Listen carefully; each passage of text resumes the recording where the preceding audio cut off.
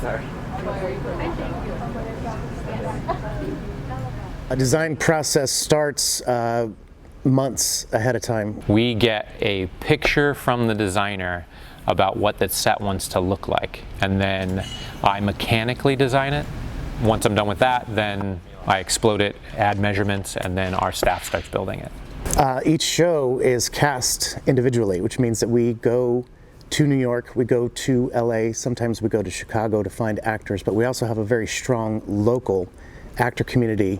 I've always been musical. I've always been part of like chorus. My mom sings, so I've always been part of that. So that's when I kind of got the bug per se.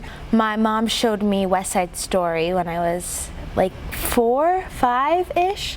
When I was a little girl, I was put into ballet class. My grandmother had a dance studio. I went to a magnet school, elementary school. I can't remember a time in my life where I didn't do theater. Actually decided like 2 years ago that I was going to stop. I just had this bug for performing for people. I got an internship at a casting office and quickly realized that I missed, coming in and auditioning. We always start with a music rehearsal for the musicals. So the first day or so is about learning all the music, all the parts, the cutoffs, all that good stuff. Then after that, we jump in, because we have to do this in 2 weeks. So from the time we start to the time we run it for the first time is 2 weeks. In rehearsal, it is the stage management team's job to keep track of anything that moves in the room. So be that a human being, a furniture piece, a scenery piece, anything that moves. We keep the working knowledge of the whole show in our books. I was very happy with this cast because they were very vocal about whether they were or were not comfortable with the lift, or whether they needed to go over something again, or whether they just weren't feeling comfortable at the time but still wanted to do it. It's fast, it's furious. So it's not for the weak.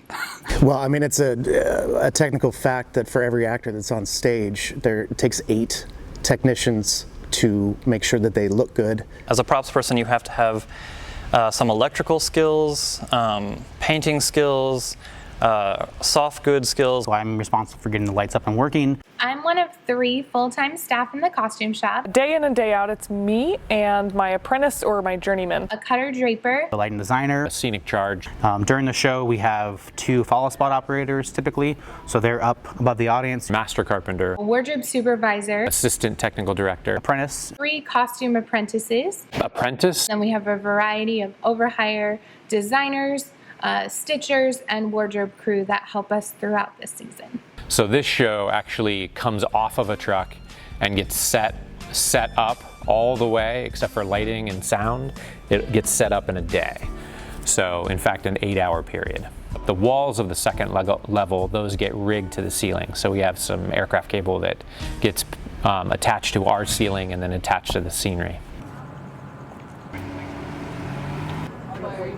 I will say that I've been here for 5 years and I still tear up at the opening of every show, whether it is a drama or a comedy. Having the experience of sitting with the audience for the first time, a full house, there's something about that experience that gets me to my core.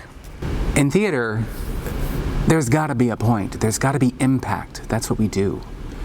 We're there to tell a great story and take the audience away for a little while, but also perhaps challenge their beliefs, perhaps make them laugh, perhaps make them value what they have in their life because the characters on stage lose it.